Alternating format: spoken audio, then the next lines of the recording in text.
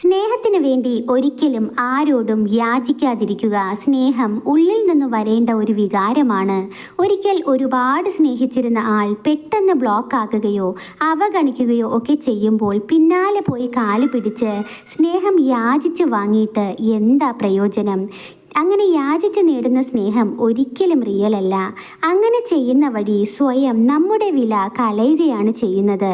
അതിനു പകരം സ്വയം മനസ്സിലാക്കുക, അയാൾ തന്നിരുന്ന സ്നേഹം റിയൽ അല്ലായിരുന്നു. ആ ഒരു റിയാലിറ്റി വേദനാജനകമാണ്. എന്നിരുന്നാലും ഇപ്പോഴെങ്കിലും അയാളുടെ മുഖം മൂടി അറിയാൻ സാധിച്ചതിന് ദൈവത്തിനോട് നന്ദി പറയുക. ആ ഒരു റിയാലിറ്റി ഒന്ന് അക്സെപ്റ്റ് ചെയ്തിട്ട് സ്വയം ഒന്ന് സ്നേഹിച്ചു നോക്കൂ. ഇഷ്ടപ്പെട്ട കാര്യങ്ങളൊക്കെ ചെയ്ത് ലൈഫ് ഹാപ്പിയാക്കൂ. നമ്മുടെ സന്തോഷം ഒരിക്കലും മറ്റുള്ളവരിൽ കണ്ടെത്താതെ നിങ്ങളുടെ സന്തോഷത്തിൻ്റെ കാരണക്കാരൻ നിങ്ങൾ തന്നെ ആയിരിക്കുക. നന്ദി, നമസ്കാരം.